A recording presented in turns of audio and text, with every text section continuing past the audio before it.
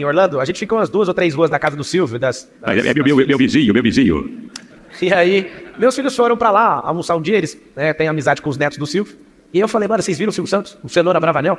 Aí eles, a gente viu um vovô lá sentado assistindo televisão. Eu falei, cara, você não tá entendendo, você tem que ter reverência pra falar do Silvio Santos. É o Silvio Santos. Eles nunca viram televisão, meus filhos. Eles nunca pararam assim, ó, sabe quem é o que de televisão. William Bonner, eles não sabem quem é. Silvio Santos, eles sabem por causa da amizade, do tanto que eu já falei dele. E eu vi, falei, mano, vocês entraram na casa do homem e não pediram o autógrafo. Você não falou assim, aqui, ó. Eu até hoje, ô Celso, eu não conheço o Silvio, pessoalmente. Tô doido pra conhecer ele, é uma lenda viva. Isso vai acontecer, eu espero. Amém, vai acontecer. Agora, a primeira vez que eu tive contato com o Celso Portiolli, eu quero contar pra vocês uma técnica de network, quando você chegar perto de um famoso. Eu confesso que eu fiquei abalado. Eu entendo quando a pessoa treme, quando chega perto de mim hoje, por causa dessa onda de fama de internet. Eu tava sentado, a gente morou, ele ainda mora nessa rua, né? Eu morei na mesma rua que o Celso, e um dia sentado numa banca de pastel, tô sentado, o Celso, pela voz, essa voz dele, ele começou a falar, e eu, não é possível que é o Celso Portiolli. Aí eu olho pro lado, era ele.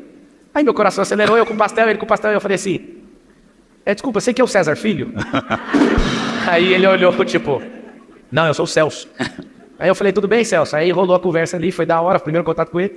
Só que essa é uma forma de você chegar num famoso e tratar ele como uma pessoa normal. Isso funciona com 100% dos famosos. Então, Miguel, como eu tava falando pra você, tem uma história aqui. O cara já pegou o espírito do Léo Lins aqui, ó.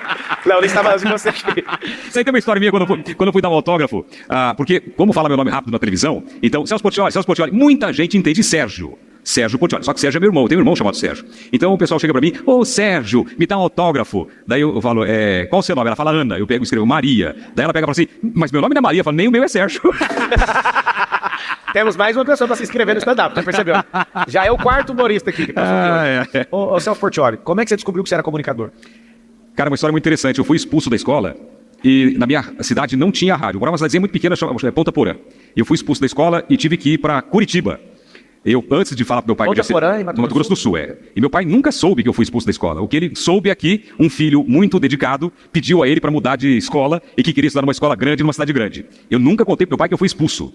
E quando eu fui pegar a minha transferência da escola, a diretora disse para mim... Foi a primeira porrada que eu levei na vida. Eu era o cara mais bagunceiro da escola, ela pegou, me entregou o papel e disse assim para mim, não aceitamos retorno de vagabundo. Eu não pude nem chorar pro meu pai falar, porque ele não sabia que estava sendo expulso. Eu falei que eu tenho 11 irmãos, 7 irmãs, estavam quase todos em Curitiba, meu pai pagando estudo para eles. Eu falei, eu quero morar em Curitiba com os meus irmãos e estudar lá. Peguei minha transferência e fui para Curitiba. Quando eu cheguei lá, me matricularam numa escola positivo. Aí, quando fizeram as contas, eu tinha que tirar tudo 9 e 10 para passar. Aí eu descobri que eu não conseguia ler. Eu lia e não entendia. Dislexia. Eu não sabia, isso não foi diagnosticado naquela época, na minha vida não foi. O que eu comecei a fazer? Tinha um radinho 2.000 em casa. E eu comecei a gravar as matérias e ouvir. Então eu gravava e ouvia, gravava e ouvia. Eu com 13 anos de idade já imitava todo mundo, todos os personagens de quadrinhos. Eu não sabia que isso era um dom, que era um talento, mas era a atração da família. Então eu gravava e ouvia, gravava e um dia, eu ouvia, e um belo dia... Tá ok? Tá gravando, pessoal, que isso aí é bom, esse é bom. E aí, Meta? Ei, Meta, stop.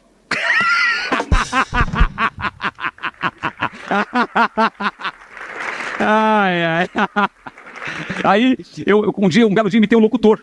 Porque eu fazia imitações, como não tinha rádio na minha cidade, eu ouvia as FMs de Curitiba e imitei um locutor. E aí eu comecei a fazer imitações de locutores naquele radinho. Eu estudava e gravava, estudava e gravava. Eu cheguei a gravar, Pablo, assim, durante anos, 8 fitas cassetes por dia imitando os locutores.